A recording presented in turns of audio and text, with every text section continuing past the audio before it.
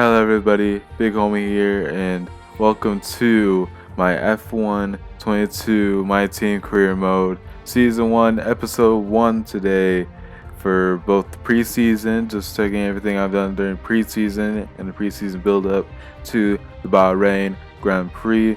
So half the video on one hand is going to be just the preseason setup and just developing the team as a whole, and then the other half, or actually the most of the video, is going to be about the Bahrain Grand Prix. I just decided to group them all together just to make the video more concise instead of splitting it to two different episodes, since at this point the game is a month out already, and odds are most people have already played the My Team Career Mode. So in terms of preseason setup and how things are going to go, we're going to choose midfield challenger, as I felt it was a good way to make it somewhat entertainment. We're not totally newcomer where we're starting at the beginning, but we're not totally in the dark or not making it totally easy starting at the front. We're in a nice in the midfield, nice midsection where we can develop the car, develop the team. And I'm just gonna fast forward through all the preseason, just the team building parts. And in this case, we're gonna choose Duotone as our title sponsor. Felt like the goal was a good goal to have already, just being able to have that high aspirations, and we can easily get 5-point finishes if that's really our aim in the span of a 22 race season. And we go for Oscar Piastri. The best driver deserves, or the best young driver out of the lineup deserves a good seat with one of the best upcoming teams, of course. So we decided to give him a team, or give him a seat. And in that case, I realized, oh wait, we have extra money because of having chosen the midfield package. We get the extra influx of cash from the universe, or just the game itself, where we're allowed to have an extra 5 mil from the bank. So in this case, we're gonna go for the Mercedes Engine 2, as I tried to design a somewhat good logo in the background. I decided to go for the Mercedes engine. Good reliability, that was the top of my mind, and that was definitely just how it was meant to go. Hopefully we'll get far with reliability and be able to develop power later on. But here's total team, or here's the team as a whole. And I decided to skip, or at least not show, the interview with Will Buxton with his handsome face right there. And so I decided, or I didn't decide, we were forced to attend free practice 1. So I just put a quick lap in on the mediums, did one practice program to the best of my abilities.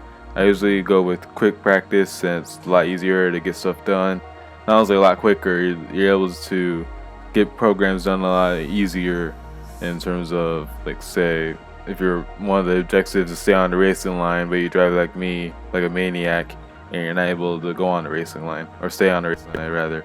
So definitely being able to stay on the race line, definitely be able to use quick practice is my main go-to. But in this case, I just said, well, it was actually a quick lap compared to the people around us.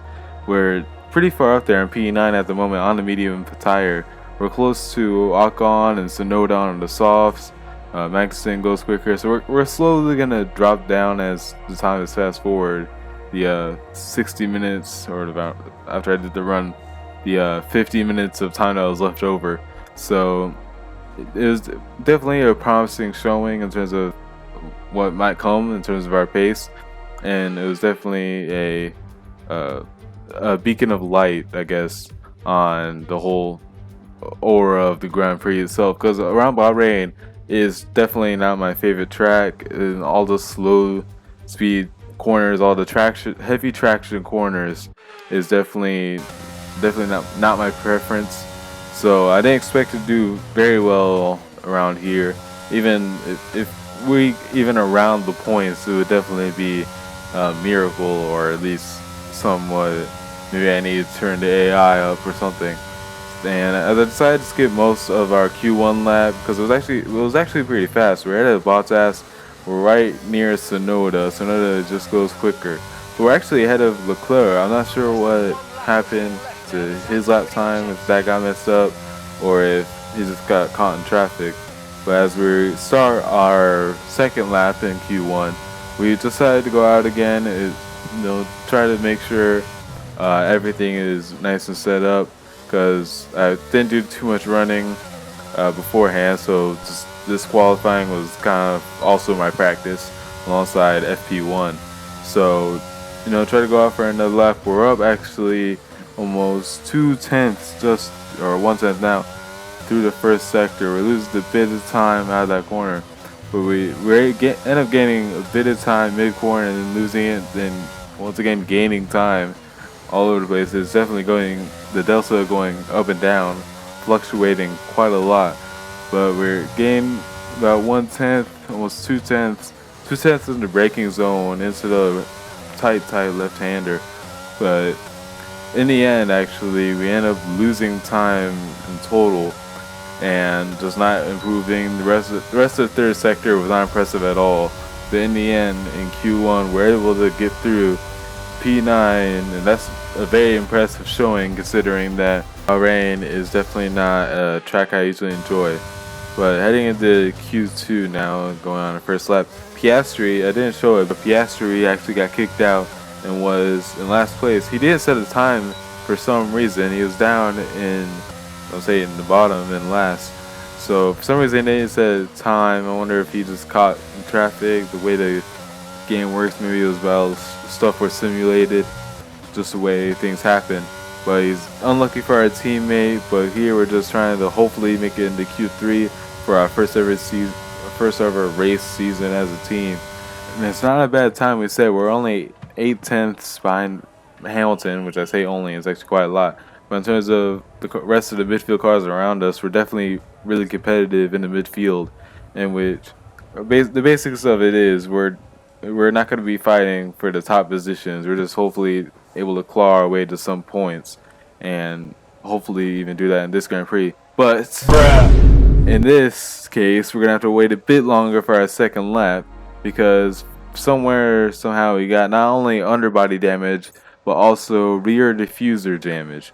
So we had to wait quite a while in order to go out, and it ended up being, I'll say, very annoying. It definitely got my heart pumping a bit because I wasn't sure if we have enough time to go back out and do another lap.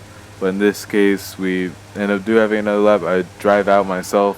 Usually I go for a flying lap just because I'm a bit of laziness, not want to warm up the tires and empty the fuel a bit in order to, I don't want to do that myself, just a bit out of laziness. But we're forced to do it, make it on time. We make it on time with about 30 seconds left, so even if I did a flying lap, odds are I might have made it, maybe. But in this case, I'm glad I did go out again, because we did gain a lot of time. Gained almost 3/10, around 3/10, over 3/10 this time. 3/10 into the final corner. We're P15 right now.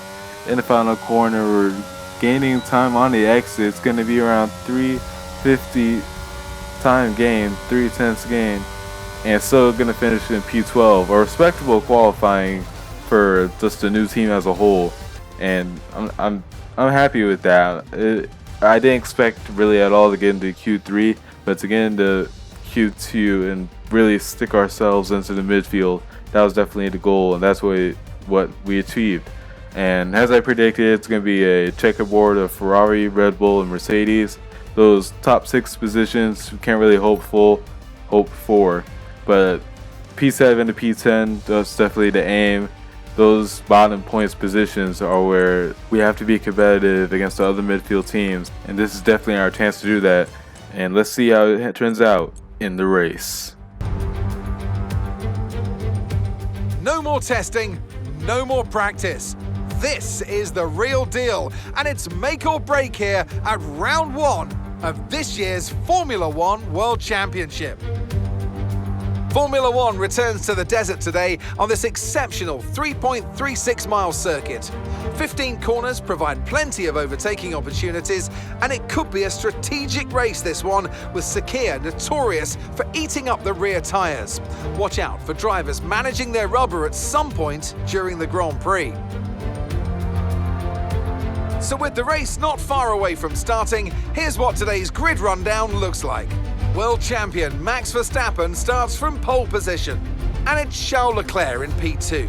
Moving on to the rest of the grid, we have Sainz, Perez, George Russell and Hamilton, Fernando Alonso, Bottas, Ocon and Yuki Tsunoda, Magnussen, the engineer, Guan Yu Zhou and Vettel, Albon, Ricciardo, Pierre Gasly and Lando Norris, Mick Schumacher, Latifi, Stroll and Oscar Piastri. Which of these talented drivers will come out on top today? A new season then, a clean slate where anything could happen. Anthony Davidson is with me today as once again we get another year of Formula One underway. We're into those tense few minutes before the first race then.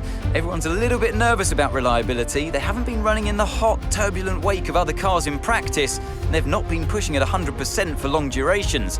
Let's hope no one has to deal with any nasty surprises. Here we are then at the end of the formation lap.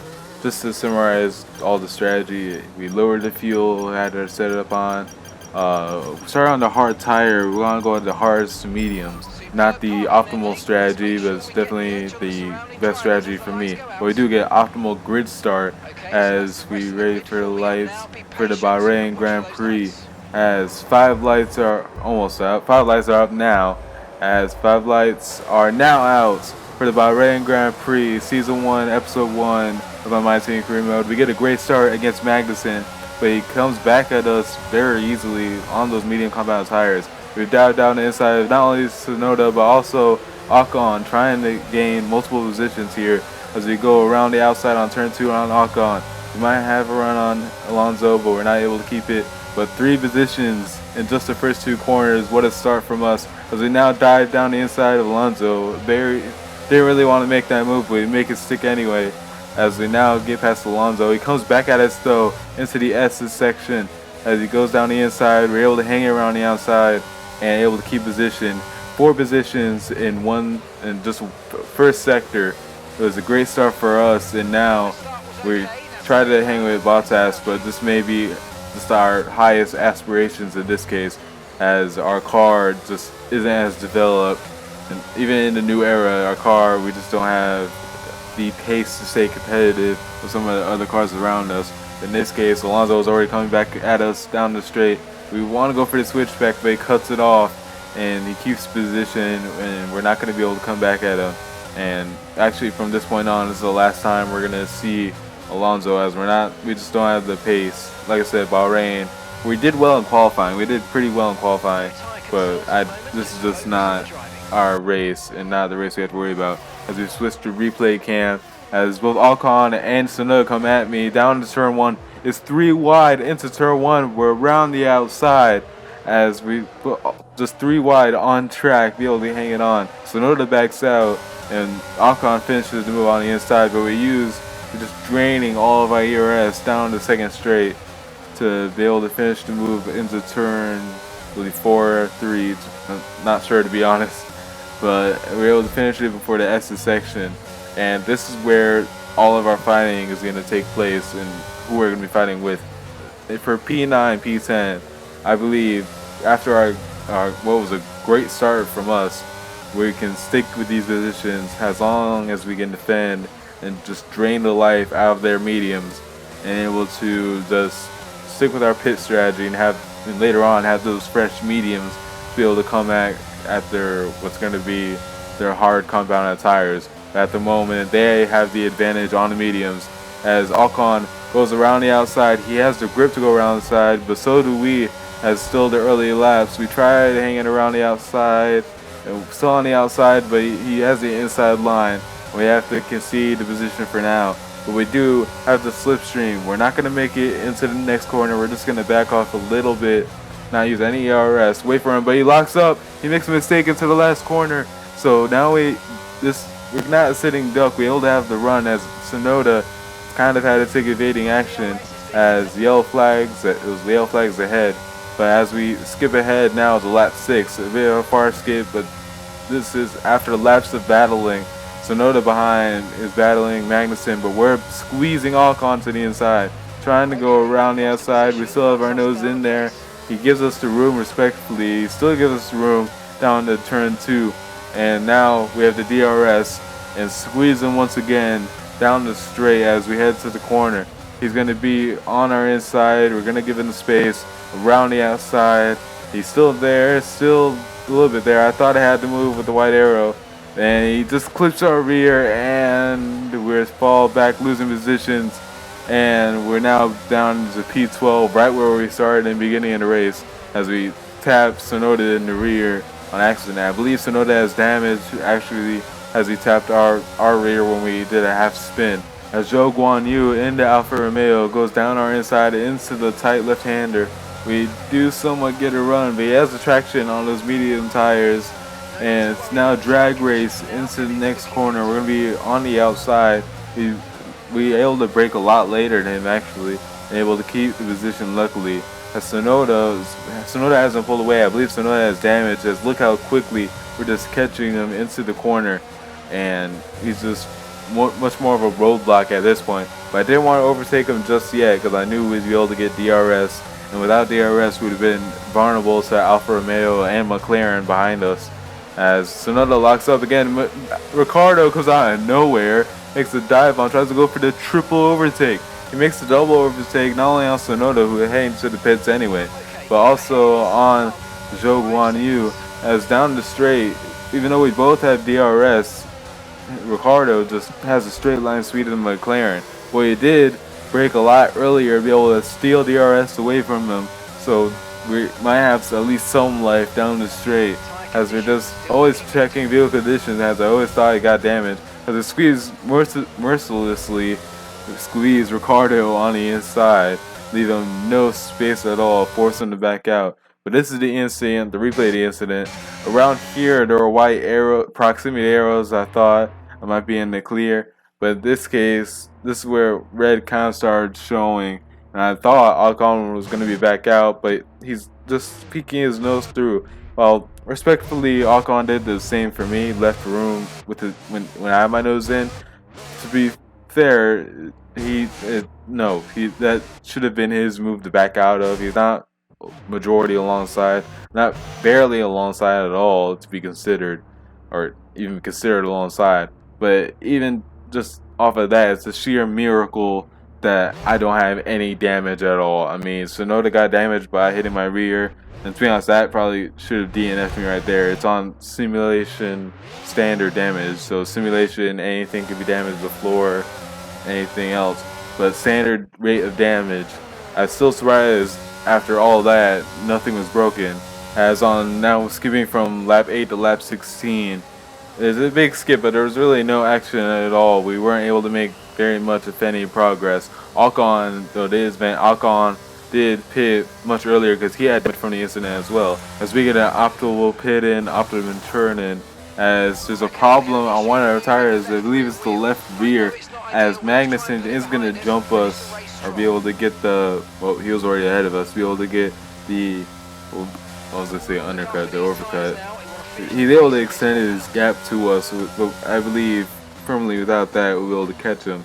But in this case, it's definitely going to be a lot harder as he's already pretty much over 5 seconds now ahead of us, and now 6 seconds gonna be a lot more, as we need to warm up these mediums as quickly as possible.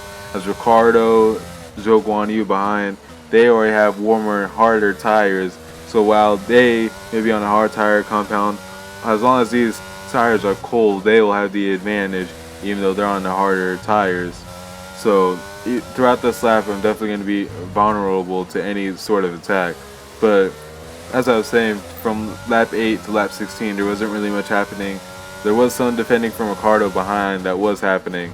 But in this case, as we make a mistake on the cold tires, this will bring Ricciardo a lot closer. I believe he may have DRS as well. And yes, he does. He does have DRS. He does have DRS. So in this case, we don't defend it too hard. We're trying to go for the switchback a little bit, but just on what were these cold tires. The tires are almost finished warming up, and that's when we'll have the definite advantage and be able to pull away. But now it's 8.5 8.3 seconds gap to Magnussen.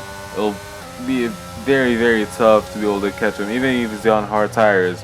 We'll have to put absolute blistering lap times.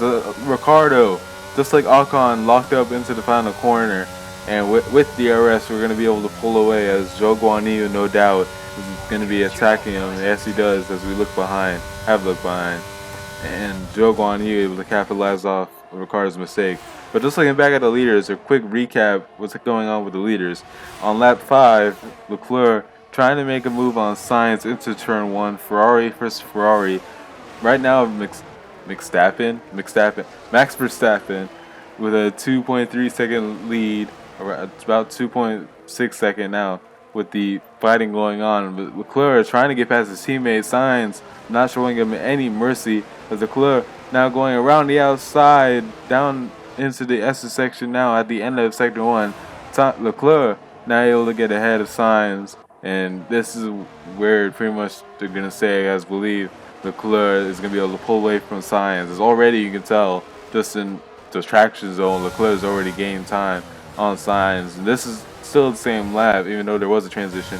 The same lap. Sainz actually made a mistake going into the tight left-hander, locking up. And this will slow it down Perez, and Hamilton didn't need another invitation to come right at Perez at the Red Bull. But the Red Bull into the right-hander, there's so much left-hander, just having so much grip, able to hang it around the outside, able to finish the move before the long right-hander already, and able to stick with the move and be able to defend the position. But now this is going to be just Max chasing down, or Leclerc chasing down Max, and Perez trying to chase down Sainz, as Russell, this is later on lap 18, Russell and Hamilton are in their own little Mercedes Wonderworld, as they're just fighting each other for P5, P6, as there were three groups that were split up. We had Leclerc trying to chase down Verstappen, and Sainz trying to hold Perez at bay, as both Russell and Hamilton keep squabbling. Russell is able to keep the position, but he locks up into the hairpin, and this gives Hamilton a position, P5 position, with actually a lot of space to Russell behind. So now, can Hamilton pull away? And the answer is actually no, because through the radio, I didn't play the radio message, but Hamilton actually has an engine problem. He's going to be slow on the straights, and Russell, even without DRS, was already catching him, even almost before the line, even before the end of the pit straight. Russell was already catching him. Russell is going to be able to overtake him before a turn run even. So whatever problem Hamilton has at the moment, that's definitely hindering his race, as Russell, that's the end of the Mercedes fight, as Russell pulls away, is going to be able to keep P5, odds are. As on lap 26, this is where around this time I noticed that I was starting to get low on fuel. I was catching Magnussen just by a little bit, but that's when I realized at 5 seconds gap, almost only 4 laps left now, there's not going to be enough time for me to be able to catch him, as these mediums are going to start dying, and the hards are going to have almost a very convincing advantage on the mediums as they start dying. So this is where I started just trying to lift and coast, trying to save as much fuel as possible to ensure a safe end, because we had the gap to Zhou Guanyu behind. We just need to be able to manage that gap, as on lap 28 we do that, able to save a bit of fuel even with 2 laps remaining. But it's around this time that we get a radio message, and now this is where I start insanely panicking, as it seems like always in Bahrain is when engine failure happens. So on the second to last lap, this is about the worst time that can happen, around the worst time that can happen, as this is where I really start panicking, and I almost have a heart attack trying to figure out, okay, where am I going to retire, wondering what's going on. And that's when I tried to notice, okay, is there anything with the fuel? Okay, the fuel's fine, so I'm not sure exactly what the engine issue is. It's not something I could look up on the MFD, but I did end up realizing we have no power down the straights, as the gap will update as we move on to the last lap. this is a bit confusing, but we'll move on to the last lap just to see what Piastri is up to. Piastri actually doing very well in the race from P22, starting from last all the way up to battling for P14 with Gasly, as he's fighting Gasly very tough, very respectful showing from Oscar, be able to come back at Gasly, but Gasly is just able to keep the position, but 7 positions gained in total from Piastri. It's very actually great showing from the rookie in his first race.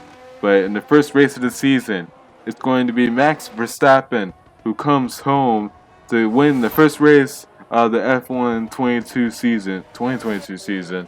Leclerc is going to come in right behind, 3.5 seconds behind to finish P2. Sainz is going to hold off Perez for a Ferrari 2-3, as Perez just not able to have the pace to be able to overtake Sainz or just do anything about the Ferrari's pace up ahead. As Russell comes in P5, Lewis Hamilton coming in P6. With the engine problem, he's definitely fell back away from Russell, and a few more laps later, Alonso maybe even would have had a chance at him, was how much he was just hampered by the engine problem. As Kevin Magnussen 20 seconds away, just coming around the second to last corner. That's how far away, with all the squabbling, all the fighting, Bottas was away from Magnussen. As with all the lifting and coasting, I don't know if you noticed the gap right below from me to Zhou Guan Yu, but the gap did start coming down seriously. About 2 seconds started to come back down as we started to lose a bit of pace with the engine problem. We come home, finishing in P10, the first points for the big homie duo F1 team with the Mercedes engine. A great showing from us. Daniel Ricciardo, driver of the day. But no one cares about that. We get our first points of the season and did our team very proud. Red Bull pulling out all the stops today. What a great win. Well, Anthony Davidson, a resounding victory today, but what set them apart from the rest? Well, they certainly stood out as a driver with tons of confidence on the track. I think their ability to keep their cool, even during some of the more hectic parts of the race, meant they were able to capitalise on the mistakes of other drivers, giving them the opportunity to make their way to the top spot with ease. Red Bull are our winners today after showcasing some incredible driving. There's been a huge push from them lately to stay competitive with the other teams, and they're certainly proving themselves.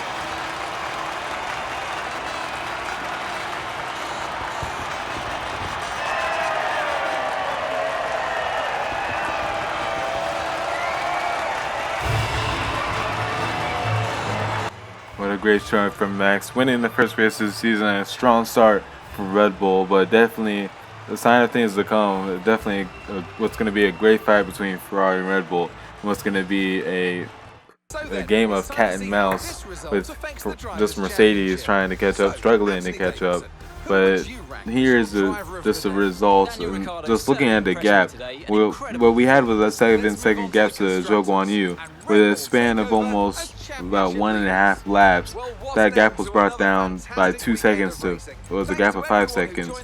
And it was brought down quite a lot in terms of just how much of hampered by the engine problem we were. But in terms of the result, we're still able to get our first points as a team in F1 for the BH Duo F1 team. But I'd say just that was a great result for the team in general. We're just, at least me as a driver, firmly in place in the midfield fight. Piastri, even though he started low in the grid itself in qualifying, had a pretty good result from last place to finish P15. Definitely still a respectable showing from him, and just a great start overall. And yeah, I would say I couldn't be happier with this result. Everything went our way, and of course Piastri might have got lucky. Vettel DNF with an engine problem. It was definitely maybe some luck on Piastri's side, but in this case, it's definitely still a good result and good showing from the young rookie. So we're able to get up our claim. We already started with a boosting acclaim and team acclaim, actually, just having the midfield package. But even better now with the points position or points result that we have. And even with our cash, we don't get any cash bonuses, sadly, as we don't yet have a rival. But just what a result for the team today! What a great first race and momentum going into the next races. But if you enjoyed the content, please let me know what you thought down in the comments below. If you did like the video, please leave a like, and please do subscribe and hit the notifications bell. And see you guys in the next one. Goodbye.